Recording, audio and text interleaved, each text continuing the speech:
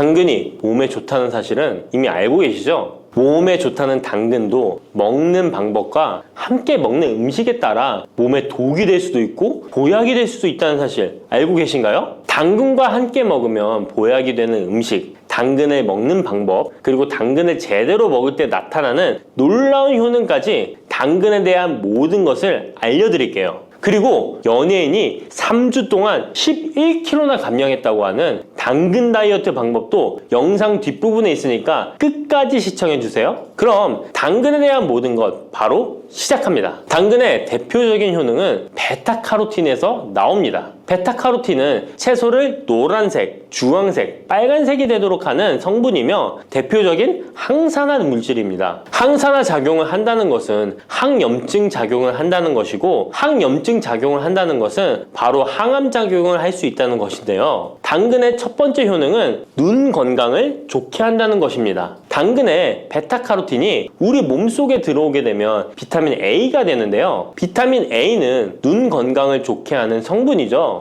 당근을 먹으면 눈이 좋아진다는 말을 많이 들어보셨나요? 눈 건강을 위해 루테인을 드시는 분들이 점점 많아지고 있습니다. 그렇다면 눈에 좋다는 루테인, 영양제를 먹는 것과 당근을 먹는 것은 어떤 차이가 있을까요? 영양제와 당근에는 모두 비타민 A, 루테인, 지아잔틴 등이 들어있어서 시력을 유지하고 눈의 노화를 방지해주며 황반 변성 등의 질환도 예방해줍니다. 당근에는 여기에 비타민 C, 비타민 K, 그리고 필수 미네랄이 더 있어서 항산화 효과 및 뼈 건강에도 도움을 받을 수가 있게 되고요. 우리가 혈액순환이 잘 안 될 때는 루테인 영양제를 드신다고 해도 효과에 한계가 있을 수 있어서 평소에 당근을 좀 더 드셔보시는 걸 추천해드립니다. 두 번째 당근의 효능은 노화 방지입니다. 이것도 베타카로틴의 효능과 관련이 있습니다. 노화가 된다는 것은 몸이 산화가 되고 염증이 많아진다는 것인데요. 염증이 몸 안에 곳곳에서 문제를 일으키게 되는 것이죠. 이런 염증을 없애주는 것이 바로 노화를 방지하는 건데요. 바로 당근의 베타카로틴과 비타민 C에는 강력한 항산화 작용으로 염증을 없애주고 노화를 방지해주는 것입니다. 세 번째 당근의 효능은 장을 건강하게 하고 당뇨를 예방한다는 것입니다. 요즘에 당근 주스 많이들 만들어 드시는데요. 착즙해서 드시는 분들 많으시죠? 약간 아쉬운 것은 착즙하고 남은 찌꺼기는 모두 버린다는 것입니다. 당근은 사실 식이섬유 폭탄이라고도 할 수 있는데요. 당근의 베타카로틴이 혈액 내의 염증을 제거하고 당근의 식이섬유는 장 속의 노폐물을 제거하는 역할을 해줍니다. 장 속의 유산균이 살아가려면 유산균의 먹이가 있어야 되는데요. 이 먹이를 프리바이오틱스라고 합니다. 그리고 프리바이오틱스의 역할을 해주는 것이 바로 당근의 식이섬유입니다. 또한 식이섬유는 당을 흡착하여 배출해주는 효능이 있습니다. 이 효능은 당이 우리 몸에 흡수되는 속도를 늦춰주기 때문에 혈당이 급격하게 오르는 것을 막아주게 됩니다. 이런 과정은 당뇨를 예방하는데 아주 탁월한 효능을 발휘하는 것이죠. 네 번째 당근의 효능은 암을 예방하는 것입니다. 암이 발생하는 여러 이유 중 하나는 염증이 계속해서 발생하기 때문인데요. 폐에 염증이 반복해서 발생하면 폐암이 될 가능성이 높고 위에 염증이 반복해서 발생하게 되면 위암이 될 가능성이 높은 것이죠. 또 한 가지 경우는 혈액순환이 잘 되지 않는 곳에 암이 발생할 가능성이 높아집니다. 혈액순환이 잘 되지 않게 되면 그곳에 영양분이 잘 전달되지 않고 문제가 생겨도 회복이 더디거나 악화가 될 가능성이 높아져서 결국 암으로 발전하게 된다는 것입니다. 이러한 문제들을 해결해주는 것이 바로 항산화 성분이고 당근의 베타카로틴이 강력한 항산화 작용을 하여 암을 예방할 수 있는 것입니다. 간혹 흡연을 하는 분들이 베타카로틴을 섭취하면 폐암의 발병률이 높아진다고 하여 당근 섭취를 꺼리시는 분들이 있는데요. 걱정하지 않으셔도 됩니다. 암 발생은 당근과는 아무런 관련이 없습니다. 폐암이 발생했던 실험군은 당근을 섭취한 것이 아니고 베타카로틴 영양제를 섭취하는 것이었으며 당근을 섭취한 실험군은 오히려 암 발병률이 낮았다는 연구 결과가 있습니다. 다섯 번째 당근의 효능은 치매 예방입니다. 베타카로틴은 뇌혈관에도 작용을 하게 되는데요. 뇌혈관에 쌓이는 베타 아밀로이드를 제거하여 뇌신경을 활성화시켜주는 역할을 해줍니다. 이렇게 뇌신경이 활성화되면 기억력과 학습 능력이 향상되고 치매를 예방할 수 있게 되죠. 치매는 발병이 되면 치료하는 것은 거의 불가능해서 예방이 정말 중요한데요. 치매를 예방하는 데 가장 중요한 것이 혈관을 깨끗하게 하는 것입니다. 당근의 베타카로틴이 혈관을 깨끗하게 해주는 효능이 있으니 당근을 매일 하나씩 꾸준히 섭취하여 치매를 예방하시길 추천드립니다. 6번째 당근의 효능은 바로 다이어트에 효과적이라는 것입니다. 여성 연예인이 당근 다이어트로 3주 동안 11kg을 감량한 사실도 있는데요. 이런 효과를 누릴 수 있는 이유가 당근에 함유된 식이섬유 때문입니다. 풍부한 식이섬유는 포만감을 주고 섭취한 당 성분과 지방 성분을 배출시켜주는 역할을 하기 때문에 다이어트에 탁월한 효능이 있는 것이죠. 그렇다면 연예인이 활용했던 당근 다이어트 레시피 지금부터 알려드릴게요.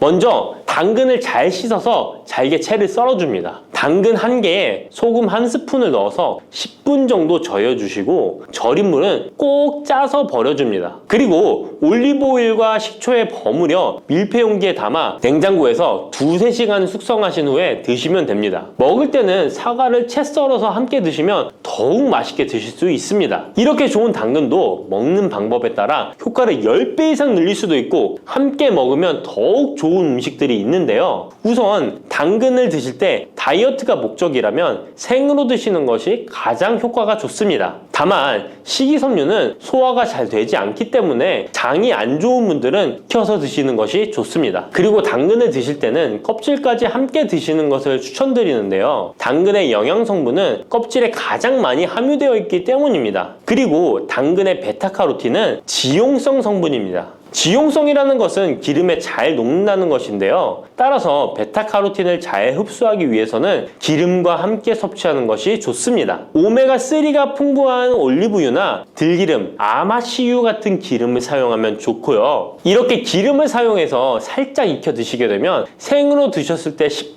정도 흡수되는 베타카로틴을 70% 정도 흡수할 수 있게 됩니다. 엄청난 차이죠? 기름에 볶을 때 주의사항은 너무 오래 익히지 말고 살짝만 익혀서 드시는 것이 좋습니다. 너무 오래 볶으면 오메가3를 함유한 기름도 산패되어서 문제가 될 수 있기 때문입니다. 다음으로 함께 먹으면 좋은 음식들을 알려드릴게요. 몇 년 전부터 유행하고 있는 주스 있잖아요. ABC 주스라고 하는데요. 들어가는 재료는 사과, 비트, 그리고 당근이죠. 이 3가지를 함께 갈아서 주스로 마시면 항산화 폭탄 주스를 마시게 되는 것인데요. 이 3가지 중에서 비트의 효능이 혈관을 확장시켜주는 역할을 합니다. 풍부한 항산화 성분들이 확장된 혈관을 따라 온몸 구석구석에 공급되어 혈관을 깨끗하게 하고 염증을 제거하여 각종 질병을 예방할 수 있게 되는 것이죠. 다만 비트에는 옥살산이 함유되어 있어서 신장의 결석을 유발할 수 있기 때문에 신장이 약하신 분들은 약간의 주의가 필요하고요. 그래서 요즘엔 이 비트를 빼고 사과, 양배추, 당근 이렇게 3가지를 넣은 ACC 주스를 많이 드시는데요. 양배추는 우리 몸의 진액을 보충해줘서 점막을 촉촉하게 해주는 효능이 있어서 외부로부터 들어오는 바이러스와 이물질을 배출시켜주는 탁월한 효능이 있습니다. 그리고 항암 효과를 극대화시켜줄 수 있는 음식도 알려드릴게요. 바로 브로콜리와 단호박을 당근과 함께 드시면 됩니다. 3가지를 생으로 드시는 것보다 찜기에 쪄서 드시면 흡수율을 훨씬 높일 수 있고요. 올리브 오일과 약간의 소금을 넣고 물과 함께 섞어서 드시면 맛도 좋고 건강에도 좋은 강력한 항암 주스로 드실 수 있습니다. 안녕하세요. 저는 영양학 박사입니다. 그레이스라고 불러주시면 좋을 것 같고요. 숙명여대 식영과에서 겸임교수하고 있고 또 영양 관리하는 회사도 대표로 운영하고 있는 여러분들의 먹는 모든 것을 책임져 드릴 그레이스입니다. 반갑습니다.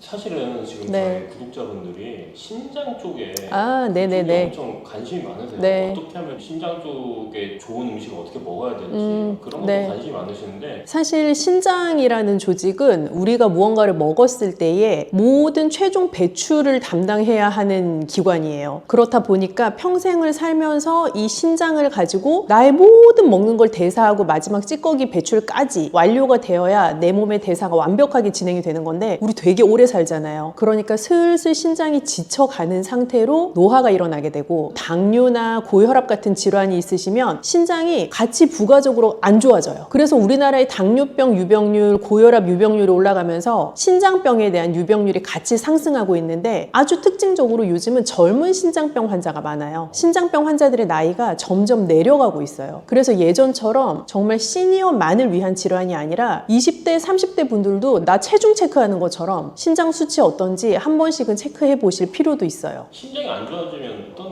일이 발생하시나요? 신장이 안 좋아지면 일단 찌꺼기를 배출하고 여과하는 작용 자체가 현저하게 낮아지는 건데요. 사실 신장이 단독으로 노는 기관이 아니라, 이름도 보시면 신장 되게 비슷하잖아요. 그래서 심장의 역할과 작용, 신장의 역할과 작용이 서로 연결되어 있기도 해요. 그래서 우리가 고혈압 심각해지면 심혈관 질환 올 수 있다라는 얘기하잖아요. 그러면 자연스럽게 신장 질환이 합병증으로 올 수도 있는 거예요. 또 당뇨병도 내가 생기게 되면 당뇨병성 신증이라고 해서 당뇨 환자에게 신장 질환이 동시에 나타나는 합병증으로 진행이 될 수도 있어요. 신장이 좀 건강해지려면 종합적으로 건강관리를 잘해야 합니다. 맞아요. 그래서 만성 질환이라고 부를 수 있는 대표적인 2대 질환인 고혈압, 당뇨, 이 두 개만 잘 관리를 하시면 신장 질환이 합병증으로 나타나는 것은 최소한 막을 수 있고, 또 신장 질환이 위험한 이유는 건강하게 돌릴 수 있는 방법이 없어요. 신장 질환은 한 번 시작되면 그냥 안 좋아지는 쪽으로 계속 가는 거예요. 예를 들어서 내가 고혈압 위험군이다, 당뇨 위험군이다 경고를 들으면 운동도 하고 식사 조절도 하고 하면서 다시 정상 수치로 돌이킬 수 있는데, 신장은 특징적으로 그렇게 안 돼요. 속도를 줄일 수 있을 뿐이지 그냥 안 좋은 방향으로 계속 가는 거예요. 그렇기 때문에 더 안 좋아지기 전에 내 스스로 관리하는 게 굉장히 중요한 질환인 거죠. 그럼 내 스스로 관리할 수 있는 방법 중에 어떤 종류가 있는지 설명해 줄 수 있을까요? 사실은 거의 유일하고도 아주 중요한 게 식사 관리인데요. 먹는 것을 관리하는 것은 아주 중요해요. 그래서 특히 뭐가 중요하냐면 소금 섭취. 그러니까 고혈압 환자랑 같아요. 나 저염식 먹는 거, 그리고 평생 지속할 수 있는 저염식 하는 거 굉장히 중요하고요. 두 번째는 단백질. 요즘 보통 머슬업 할 거야, 그 단백질 엄청 많이 드시고 50대, 60대 되신 분들도 단백질 챙겨 먹어야 근 감소증 안 온다 하면서 많이 챙겨 드시잖아요. 그런데 신장이 안 좋아지기 시작하면 단백질이라는 영양소는 굉장히 신장에 무리가 가는 영양소가 돼요. 그래서 적정량만큼의 단백질을 챙겨 드시는 게 굉장히 중요하고, 또 다음 세 번째는 인과 칼륨이라고 하는 우리 몸에서 정상적인 대사에 꼭 필요한 미량 영양소이지만 신장에는 무리가 될 수 있는 미량 영양소, 그걸 잘 적정한 양만큼 섭취하는 게 중요해요. 근데 신장병 환자들에게 제가 적정량이라는 단어를 쓰는 게 참 죄송한데, 대체 적정량이 뭐냐라고 많이 물어보시거든요. 단백질의 적정량은 쉽게 탁구공 크기 생각하시면 될 것 같아요. 탁구공을 생각하시면 딱 그냥 그 정도 양만큼 내가 한 번 먹을 때 먹는다라고 생각하시면 대부분 한국인 성인한테서는 적정한 양에 해당할 수 있어야 칼륨이나 이런 걸 조심해야 된다고 말씀하셨는데, 네네. 어느 정도까지 조심해야 되는지 솔루션이 혹시 있으신가요? 네, 그 신장병 환자분들의 문의가 워낙 많아서 사실 저희가 되게 사명감을 가지고 쓴 책이 바로 이것입니다. 이게 뭔가요? 콩팥병을 이기는 매일 밥상이라는 책인데, 사실 콩팥이라는 게 우리 신장을 부르는 순 우리말 이름이거든요. 그래서 콩팥병을 이기는 매일 밥상 보시면 사실은 이 콩팥병이라는 게 제가 이긴다라는 표현을 썼지만 엄밀히는 장기적으로 관리를 하면서 나랑 평생 같이 가는 상태예요. 저는 심지어 질환이라고도 딱히 부르고 싶진 않아요. 콩팥병의 상태를 잘 관리하면서 갈 수 있는 방법을 이 책에서 여러 가지 조언을 드리고 있는데요. 콩팥병을 진단을 받으시게 되면 저는 꼭 기억하셔야 될 가장 중요한 게, 여태까지 내가 알고 있었던 내 몸에 좋다고 생각했던 것이 나에게 이제 더 이상 좋지 않을 수도 있다라는 생각을 하셔야 돼요. 왜냐하면 단백질 여태까지 되게 중요하다고 생각하셨죠? 견과류 맨날 좋다고 몸에 챙겨 드셨죠? 흰밥보다 잡곡밥 더 좋다고 생각하고 챙겨 드셨죠? 빵도 뭐 심지어 흰빵보다 잡곡이 들어간 빵이 좋다고 생각하고 드셨을 텐데 등등, 이러한 것들이 콩팥병 환자에게는 반대로 적용하셔야 돼요. 단백질도 소량씩 잘 나누어서 적정량 드셔야 되고, 견과류, 인칼륨이 많아서 그렇게 안 챙겨 드셔도 되고요. 잡곡밥도 칼륨이 많아요. 그래서 흰밥이 낫고요. 빵을 선택하실 때도 잡곡빵보다 오히려 흰빵이 나을 수 있어요. 그리고 채소류도요, 너무 많이 먹으시면 애매해요. 애매하다 함은 우리 나물 몸에 좋다고 막 열심히 많이 드시잖아요. 신장병 환자는 나물 많이 드시면 칼륨 함량이 너무 높아서 오히려 신장에 무리가 갈 수 있어요. 그렇게 내가 여태까지 알던 건강한 식생활에 대한 상식을 한번 뒤집어야 되는 이벤트가 바로 신장병을 진단받는 그 순간입니다. 사실은 물에 빠진 고기는 고기로 취급 안 한다는 분들 많으시지만 신장병 진단 받으시면 구워 먹거나 볶아 먹거나 이런 조리법보다 사실 물에 빠진 게 훨씬 좋아요. 고기도 물에 삶아 드시는 게 좋고요. 그럼 뭐 우리나라식으로 치면 보쌈이나 수육이나 그런 메뉴들이 이제 해당할 수 있겠죠. 그래서 기름기가 없는 부위를 선택하셔서 잘 삶아서 드시는 조리법이 좋고, 채소도요 볶아가지고 먹고 하는 것보다 물에 좀 데쳐서 담가 놓았다 그랬다가 한번 살짝 저염으로 묻혀서 드시는, 그게 물에 담그는 과정에서 칼륨의 수용성이기 때문에 많이 용해돼서 나가거든요. 그래서 그렇게 드시는 게 좋아요. 그러면은 양념 같은 것도 좀 조심해야 되겠어요. 네, 양념은 무조건 저염입니다. 저염이라고 하면 맛없겠다 그런 생각 많이 하시고 사실 맛 없어요. 그렇게 저염으로 드시면. 그런데 이 맛을 어떻게 살릴 수 있느냐가 사실 핵심이고 기술이잖아요. 저염이라고 하면 우리가 많이 쓰는 소금, 간장, 된장, 고추장 이런 무슨 장으로 끝나는 거 많이 안 쓰는 게 저염인데, 그럼 뭐 딴 거를 써야 맛있을 거잖아요. 그래서 권장할 수 있는 게 좋은 식초, 레몬즙, 좋은 카레가루, 염분이 낮지만 나의 입맛에 또 다른 킥을 줄 수 있는 양념을 쓰시면 좀 맛있게 식사를 하시면서도 또 동시에 저염으로 즐길 수 있는 방법이 돼요. 좋은 식초가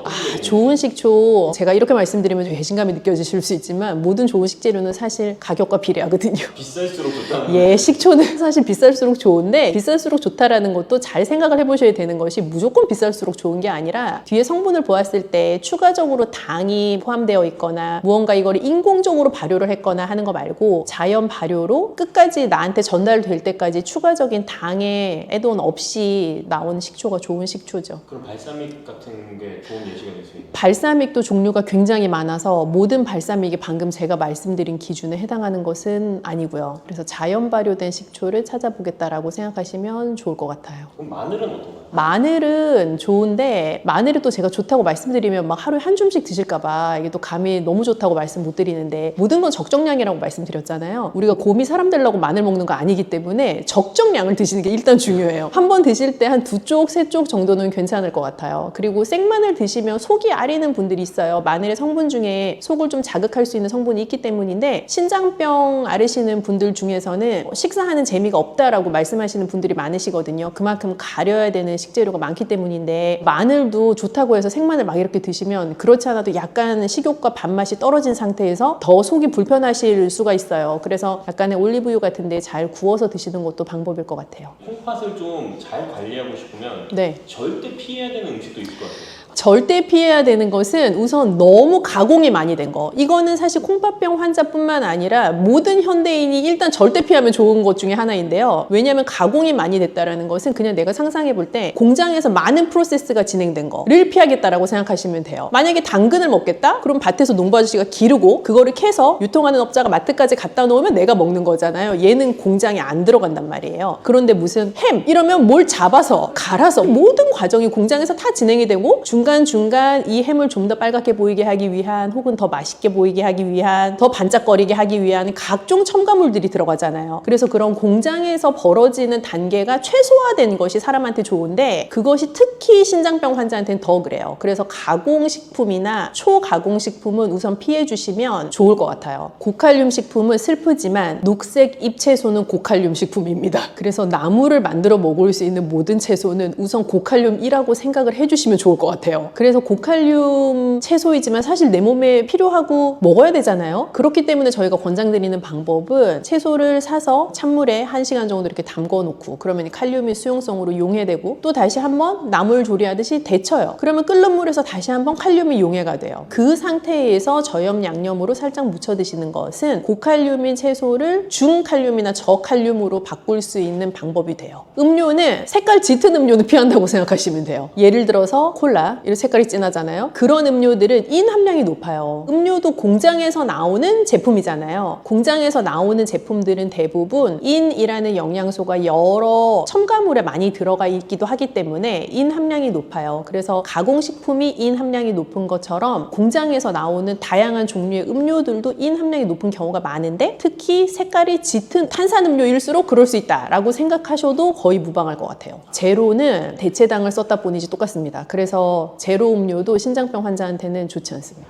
하루 식단을 챙기는 게 너무 쉽지 않아요. 왜냐하면 하루에 3끼나 먹어야 되는데 하루 3끼를 매번 똑같은 걸 먹을 수도 없고 너무 지겹단 말이죠. 그래서 사실 이 책에 보시면 하루 식단을 꾸릴 수 있는 아주 쉽고 간단한 방법이 많이 제한이 되어 있고, 게다가 저는 또 이 음식은 예뻐야 된다고 생각하기 때문에 아주 예쁘게 먹을 수 있는 많은 방법들도 나와 있어요. 신장에 좀 고민이 많으신 구독자분들을 위해서 좀 한마디. 네, 사실 신장병에 걸리면 인생 살면서 되게 중요한 재미가 먹는 재미인데 그 먹는 재미를 많이 포기하셔야 된다라는 슬픈 감정을 느끼실 수도 있어요. 그런데 어찌되었건 신장병이 있다라는 것을 알게 되셨다는 건 그만큼 관리할 수 있는 기회가 나에게 주어졌다라는 것이기도 해서 지금부터라도 내가 지금 상태에서 가장 재미있게 즐겁게 맛있게 먹을 수 있는 음식들을 찾아 나가시면 좋을 것 같아요. 그래서 먹는 즐거움도 너무 많이 포기하지 마시고 또 내 상태에 대한 관리도 너무 부정적으로 생각하지 마시고 그 두 개를 잘 밸런스를 이루어 가실 수 있었으면 좋겠는데, 그런 방법들을 제가 다른 영상 통해서도 다양하게 한번 제안을 드려볼게요.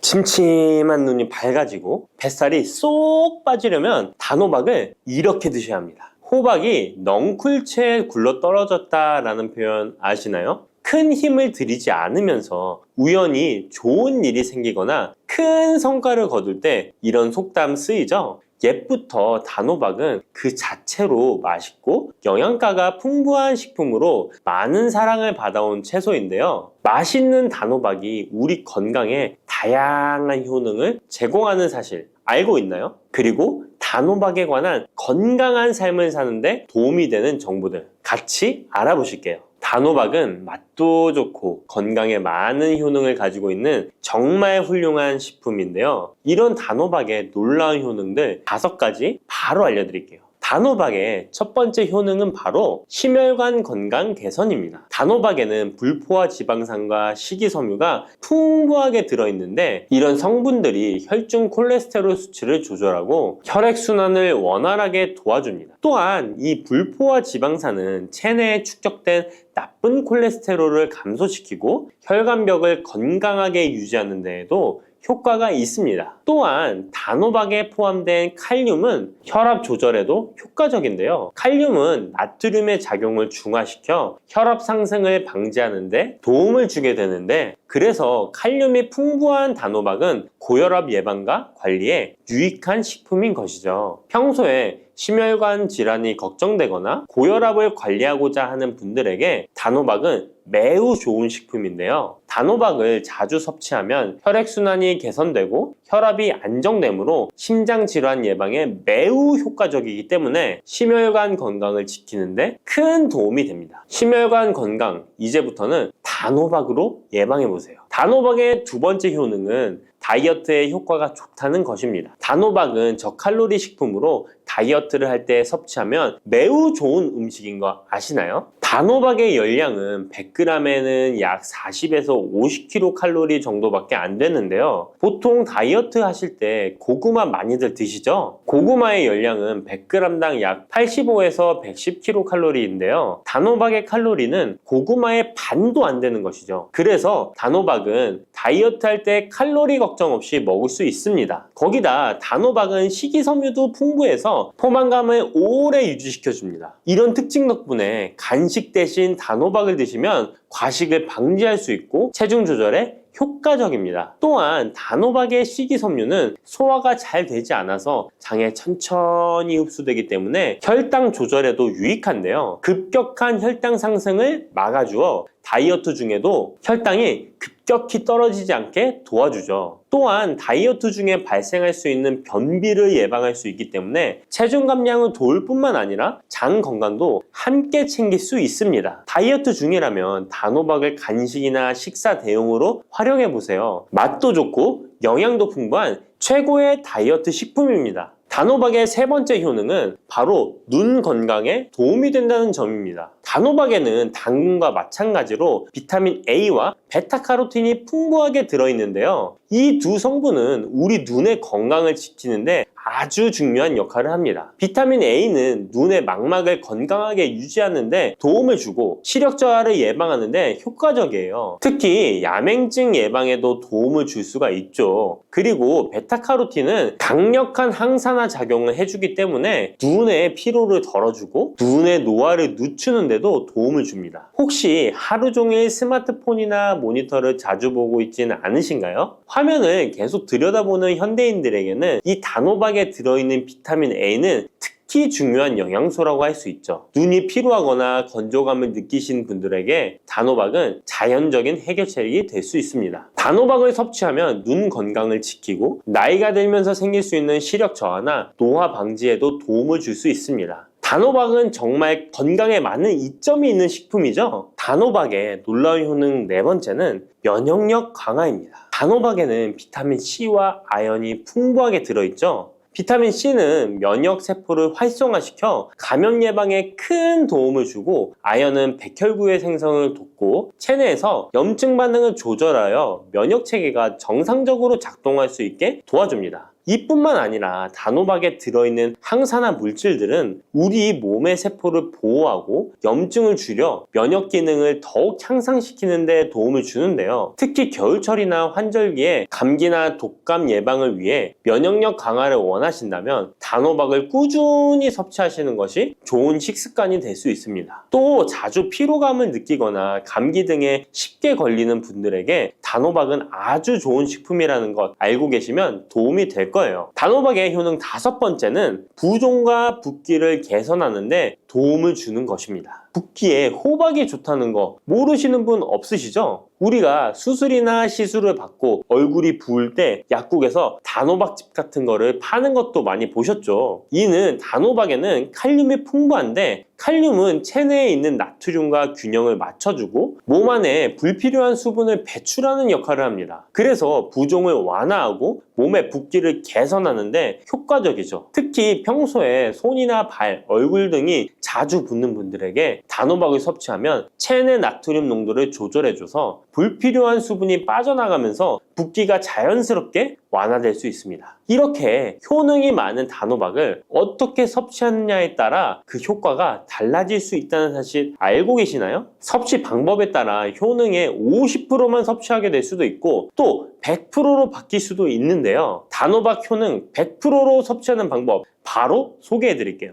이 단호박 건강을 위해 섭취하는 방법 첫 번째는 껍질까지 섭취하는 것입니다. 단호박의 껍질은 과육과 견주어 봐도 손색 없을 정도의 많은 영양소를 포함하고 있는데요. 단호박의 껍질에는 대부분의 폴리페놀이 함유되어 있어 드실 때는 꼭 껍질까지 함께 드셔야 합니다. 단호박 껍질에는 단호박 속 알맹이에 없는 페놀산이 들어있는데요. 이 페놀산은 노화를 방지하며 혈액순환을 도와 심혈관 질환 예방에도 효과적입니다. 또한 껍질에는 비타민 A와 비타민 C, 항산화 물질들이 포함되어 있어 피부 건강과 면역력 강화에도 효과적입니다. 그래서 단호박을 섭취할 때는 꼭 껍질까지 함께 먹는 것이 좋은데요. 물론 껍질을 먹을 때는 꼭 깨끗하게 세척을 하고 농약이나 불순물이 묻어있지 않은지 잘 세척하고 확인하는 것이 매우 중요합니다. 그리고 껍질이 두껍고 질기게 느껴진다면 부드럽게 찌거나 껍질째 구워서 섭취하면 훨씬 더 편하게 먹을 수 있습니다. 단호박은 버릴 게 하나 없는 채소인데요. 호박잎도 몸에 매우 유익하다는 거 알고 계셨나요? 호박잎은 비타민 A, C, 칼슘, 철분이 풍부해서 뼈 건강에도 도움이 되고 또한 항산화 성분이 많아 체내 염증을 줄이고 소화 기능을 돕는 데에도 효과적인데요. 특히 피로 회복에 좋고 체내 독소를 배출하는 데 도움을 줍니다. 호박잎은 찜이나 볶음 등으로 다양하게 요리하여 섭취할 수 있습니다. 호박잎을 섭취하는 것도 단호박을 더 효과적으로 활용하는 좋은 방법이니 버리지 말고 꼭 같이 드셔보세요. 단호박을 먹을 때 호박씨를 빼놓을 수 없죠. 호박씨가 수면에 도움을 준다는 것 들어보셨나요? 호박씨에는 트립토판이라는 성분이 들어있어서 이 성분은 수면 개선에 큰 도움이 됩니다. 트립토판은 세로토닌과 멜라토닌으로 변환되는데 이 두 물질은 우리의 수면 리듬을 조절하는데 중요한 역할을 하죠. 그래서 불면증이나 수면의 질이 낮은 분들에게 호박씨는 정말 유용한 식품입니다. 또한 단백질과 건강한 지방이 풍부하여 혈당 조절에도 도움을 줄 수 있는데요. 혈당이 급격히 오르거나 내리는 것을 막아주고 당뇨병 예방에 효과적입니다. 그래서 호박씨는 다이어트에 매우 좋고 식사 후 간식으로 섭취하면 포만감을 오래 유지시킬 수 있습니다. 여담으로 우리 다른 사람의 단점을 뒤에서 이야기하는 것을 보고 뒷담화한다고 하고 호박씨 깐다고도 하잖아요. 과연 어떤 것 때문에 이런 이야기가 나왔을까요? 저도 궁금합니다. 아시는 분은 알려주세요. 이렇게 단호박은 아주 건강에 좋은 식품이지만 섭취 시 주의할 점이 있는데요. 건강을 지키기 위한 몇 가지 단호박 섭취 유의사항을 알아볼게요. 첫 번째는 껍질 섭취 시 소화 문제입니다. 단호박의 껍질은 건강에 많은 효능이 있지만 소화가 어려운 경우도 있을 수 있는데요. 특히 소화 기능이 약한 분들이나 위장에 민감한 분들은 껍질이 소화되지 않거나 불편함을 느낄 수 있습니다. 이런 분들은 단호박 껍질을 제거하고 속만 섭취하는 것이 좋습니다. 아니면 껍질을 먹을 때는 반드시 부드럽게 조리하여 섭취해서 소화 불량이나 복부 팽만감을 최대한 피하게 해야 합니다. 두 번째 유의사항은 알레르기 반응입니다.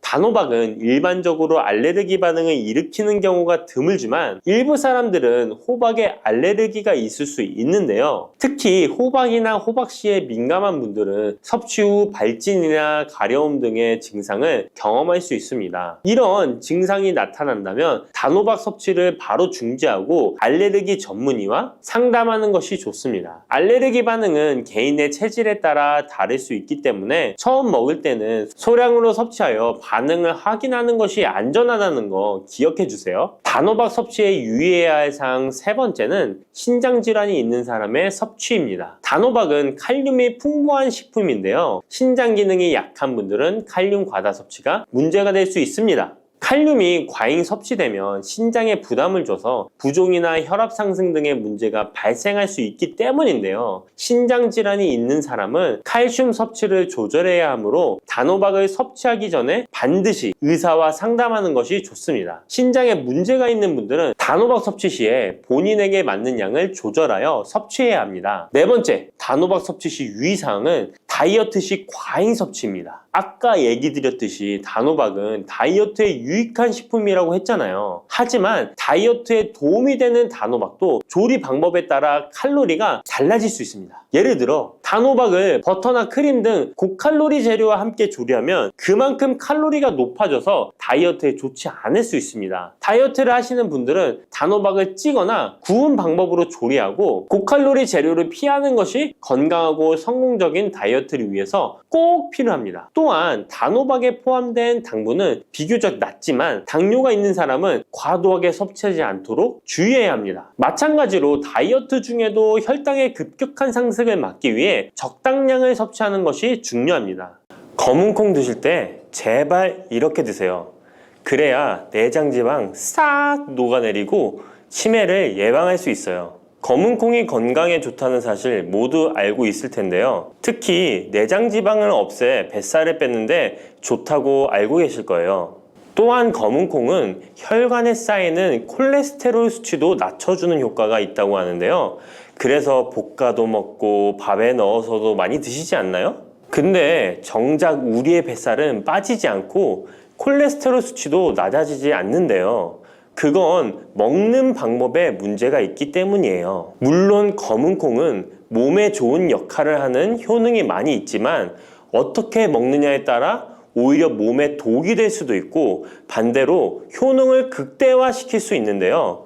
그래서 검은콩에 대해 아주 잘 알고 드셔야 합니다. 이미 잘 알고 계시는 것처럼 검은콩은 대표적인 블랙푸드입니다. 물론 검은깨와 흑미도 요즘 건강식으로 많이 찾으시는 식품이고요. 블랙푸드라는 게 말 그대로 껍질이 검정색이라서 블랙푸드인데요. 그렇다면 검은콩은 도대체 뭐가 그렇게 좋은 걸까요? 검은콩의 효능 중에 첫 번째는 항산화 효과입니다. 검은콩에는 플라보노이드라는 강력한 항산화 성분이 풍부하게 들어있는데요. 플라보노이드는 식물세포에 존재하는 물질로 항산화 작용을 통해 우리 몸에 산화 스트레스를 줄여주는 역할을 합니다. 산화 스트레스라는 게 뭐냐면 우리 몸의 세포가 손상되는 원인 중 하나로 이것은 환경적인 요인, 염증, 그리고 우리 몸의 자연적인 대사 과정에서 발생하는 스트레스라고 생각하시면 됩니다. 이런 산화 스트레스로 인해서 활성산소라는 물질이 생겨 세포 손상, 노화, 다양한 질병의 발병을 촉진할 수 있는 거죠. 그런데 검은콩에 들어있는 항산화제인 플라보노이드는 세포의 손상을 예방해서 우리 몸에 산화 스트레스를 줄여줍니다. 이는 노화를 느리게 하고 심장질환, 암, 알츠하이머 병 등과 같은 여러 가지 질병의 위험을 줄이는데 도움이 되는데요. 그렇기 때문에 검은콩은 플라보노이드 함량으로 인해 우수한 항산화 식품으로 간주됩니다. 검은콩의 효능 두 번째는 혈당 조절에 좋습니다. 혈당이란 간단히 말하면 우리 몸에서 음식을 소화하면서 만들어지는 당을 말하는 건데요. 이 당이 우리 몸의 에너지를 만드는데 꼭 필요하죠. 그런데 당이 너무 많아지면 몸에 나쁜 영향을 줄 수 있어요. 그래서 우리 몸은 당을 잘 조절해야 합니다. 그렇다면 검은콩이 어떻게 혈당을 조절하는 걸까요? 바로 검은콩 안에는 단백질과 식이섬유가 많이 들어있는데, 단백질은 우리 몸을 튼튼하게 만드는 데 도움을 주고, 식이섬유는 포만감을 느껴지게 해서 먹는 양을 줄일 수 있게 도와줍니다. 여기서 식이섬유의 역할이 중요한데요. 식이섬유는 당이 너무 빨리 몸에 흡수되는 것을 막아줍니다. 이렇게 되면 당이 천천히 몸에 흡수되어 혈당이 급격하게 오르는 것을 막아주게 되는 거죠. 검은콩의 효능 세 번째는 콜레스테롤 수치 조절입니다. 검은콩은 콜레스테롤 수치를 낮추는데 도움이 되는데요. 콜레스테롤은 우리 몸이 필요로 하는 지방 중 하나이지만 이게 너무 많으면 혈관을 막아 심근경색이나 뇌혈관 질환을 일으키는 원인이 되는 거죠. 근데 검은콩에 들어있는 식이섬유는 우리 몸에서 콜레스테롤을 흡수하는 것을 줄여주는 역할을 합니다. 그 중에서 특히 검은콩에 들어있는 용해성 식이섬유는 콜레스테롤과 결합하여 그것을 체외로 배출하는데 도움을 주는데요. 그것 말고도 검은콩에는 불포화 지방산이라는 건강한 지방도 풍부하게 들어있습니다. 이 불포화 지방산은 나쁜 콜레스테롤인 LDL 콜레스테롤을 줄이고 좋은 콜레스테롤인 HDL 콜레스테롤을 늘려주는 역할을 합니다. 이렇게 해서 심장 건강을 유지하는 데 도움을 주게 되는 거예요. 검은콩의 효능 네 번째는 눈 건강에 좋습니다. 검은콩에는 눈 건강에 도움이 되는 여러 가지 영양소가 들어있는데요. 그 중에서도 루테인과 제아잔틴은 눈 건강에 특히 중요한 역할을 합니다. 루테인과 제아잔틴은 우리 눈의 황반 부분에 많이 있는 영양소인데, 이 황반은 우리가 선명하게 볼 수 있게 해주는 중요한 부분입니다. 루테인과 제아잔틴은 이 황반을 보호해주고 밀도를 유지시켜 눈의 노화를 막아주고 블루라이트와 같은 유해 파장의 빛으로부터 보호하는 역할을 하게 되는 거죠. 특히 루테인과 제아잔틴은 황반병성이라는 눈 질환을 예방하는 데 도움을 주는데요. 황반병성은 우리가 나이를 먹으면서 발생할 수 있는 눈의 질환으로, 이 증상이 심해지면 시력을 잃게 만드는 주요 원인 중 하나입니다. 검은콩의 다섯 번째는 뼈를 튼튼하게 해줍니다. 검은콩은 뼈 건강에도 도움이 되는 여러 가지 영양소를 함유하고 있는데요. 그 중에서도 칼슘과 마그네슘이 뼈 건강에 특히 중요한 역할을 합니다. 먼저 칼슘은 우리 뼈와 이를 지탱하는 치아를 만드는 주요 성분입니다. 또한 우리 몸의 다른 중요한 기능들, 예를 들어 심장 박동과 신경 전달에도 필요한 물질입니다. 이런 중요한 칼슘이 검은콩에는 풍부하게 들어있어서 꾸준히 섭취하면 뼈를 튼튼하게 해주는 게 탁월한 식품이라고 할 수 있는 거죠. 그리고 마그네슘도 뼈 건강에 중요한 역할을 하는 미네랄인데요. 마그네슘은 칼륨이 우리 뼈에 제대로 흡수되는 것을 도와줍니다. 또한 이 마그네슘은 뼈의 구조를 유지하는 데 필요하며 뼈를 강하게 만드는 데 도움을 줍니다. 검은콩의 효능 여섯 번째는 피부 노화를 막아주는 효능이 있습니다. 검은콩에 들어있는 비타민 E, 아미노산, 그리고 항산화 성분이 피부 건강에 특히 중요한 역할을 합니다. 먼저 비타민 E는 피부를 보호하는 데 중요한 역할을 합니다. 비타민 E가 피부의 수분을 유지하는 데 도움을 주는데요. 추가로 비타민 E는 피부의 재생을 지원하고 피부 표면의 건강을 유지하는 데 필요한 지방산을 보호하는 역할까지 합니다. 이것뿐만 아니라 검은콩에 들어있는 아미노산은 우리 몸에 단백질을 만드는 데 필요한 성분인데요. 이게 왜 피부에 좋냐면 우리의 피부는 대부분 콜라겐이라는 단백질로 이루어져 있는데 바로 이 콜라겐은 피부의 탄력을 유지해 주는데 좋아서 항상 탱탱한 피부로 보이게 되는 거죠. 또한 검은콩에는 아미노산이 풍부하게 들어있는데요. 아미노산도 콜라겐 생성에 도움을 줍니다. 검은콩의 효능 7번째는 치매를 예방하는 효능이 있습니다. 검은콩에는 오메가3 지방산이라는 불포화 지방산이 들어있는데요. 이 오메가3 지방산은 우리 몸이 스스로 생성하지 못하기 때문에 식품을 통해 섭취해야 하는 필수 지방산입니다. 근데 오메가3 지방산이 뇌 건강에 매우 중요한 영향이 있다는 게 포인트인데요. 뇌는 약 60%가 지방으로 이루어져 있고 그중 대부분이 오메가3 지방산인 DHA로 구성되어 있습니다. 바로 이 오메가3가 뇌세포의 막을 구성하며 신경 전달 물질의 생성과 기능에 관여하여 학습 능력과 기억력을 향상시키는 데 도움을 줍니다. 또한 오메가3 지방산은 뇌 염증을 줄이고 뇌세포를 보호하는 역할도 하는데요. 이것은 뇌 노화를 지연시키고 뇌 질환을 예방하는 데 도움을 주게 되는 거죠. 결국 오메가3 지방산은 치매 같은 뇌질환의 위험을 감소시키는데 효과적이라고 할 수 있습니다.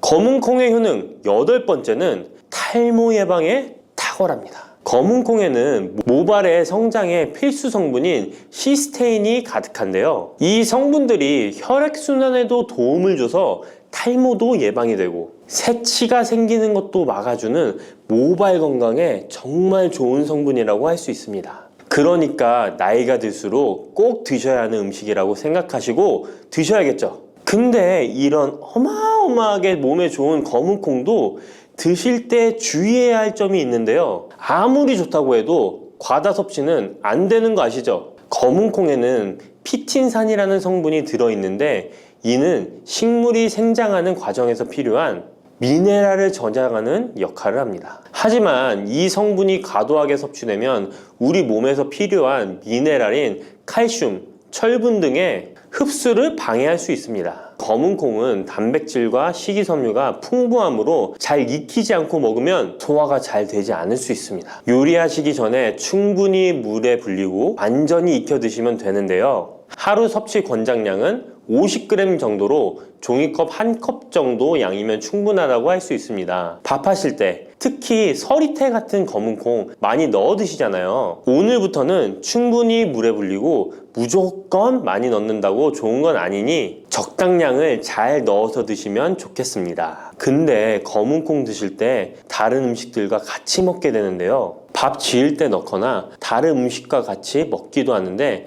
같이 먹으면 오히려 독이 되는 음식이 있다는 거 아시나요? 검은콩과 함께 먹으면 독이 되는 음식 첫 번째는 우유입니다.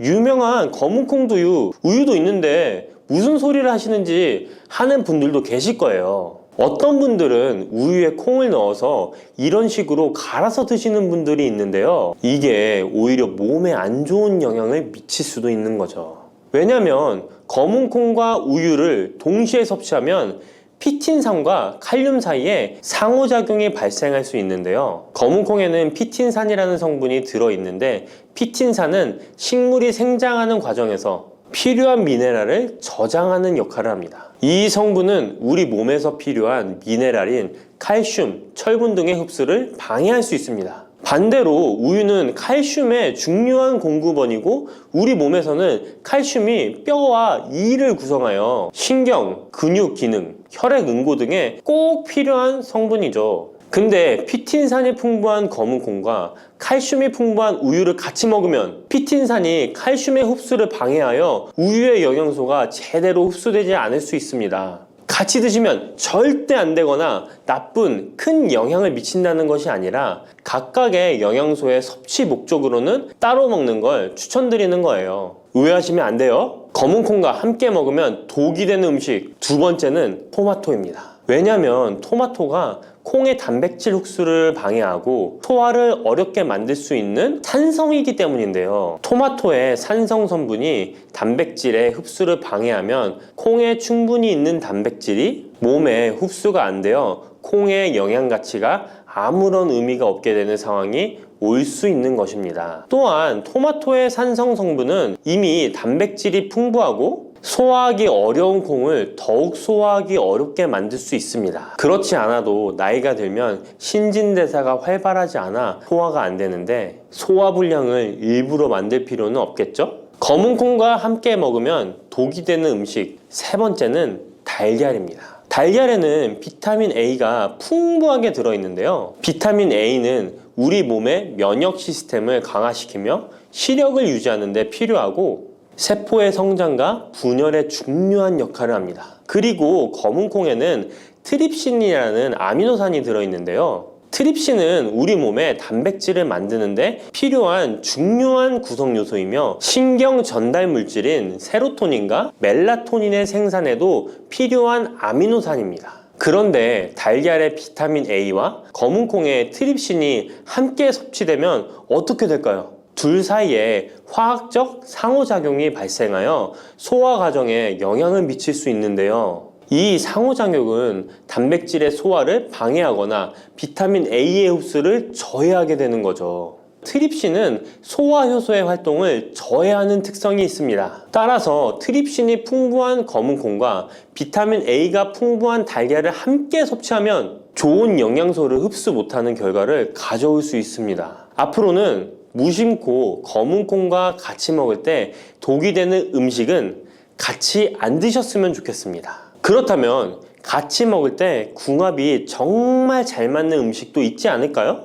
정말 찰떡궁합인 음식들도 있습니다. 검은 콩과 궁합이 정말 잘 맞는 음식 첫 번째는 흰 쌀밥입니다. 이미 다들 밥에 검은 콩 넣어서 드시잖아요. 밥하고 검은 콩은 그만큼 궁합이 잘 맞는다고 알고 계신 거죠. 검은 콩에 들어있는 식이섬유는 소화 과정에서 천천히 분해되고 흡수되어 장기간 동안 포만감을 유지시키는데 도움이 되는데요. 밥과 함께 섭취하면 이런 효과가 더욱 증가를 하게 돼서 다이어트에도 효과적이라고 할 수 있습니다. 검은 콩에는 저항성 전분이라는 성분이 들어있는데 이 성분은 혈당 수치의 급격한 상승을 막아주는데요. 흰 쌀밥에는 탄수화물이 많아서 혈당 수치가 급격히 상승할 수 있지만 검은 콩과 함께 섭취를 하면 당 수치를 완화시키는데 도움이 되는 거죠. 이처럼 검은 콩과 흰 쌀밥을 같이 먹으면 충분한 영양소 섭취, 포만감, 혈당 조절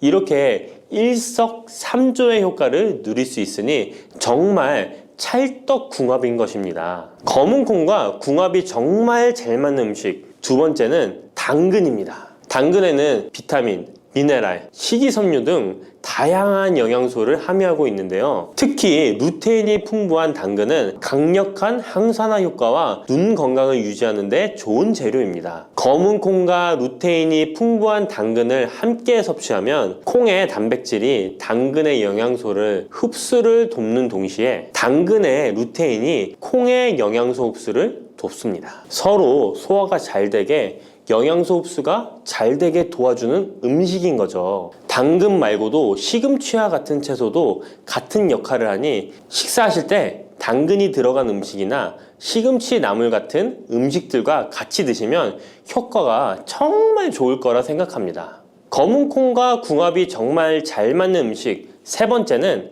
닭고기입니다.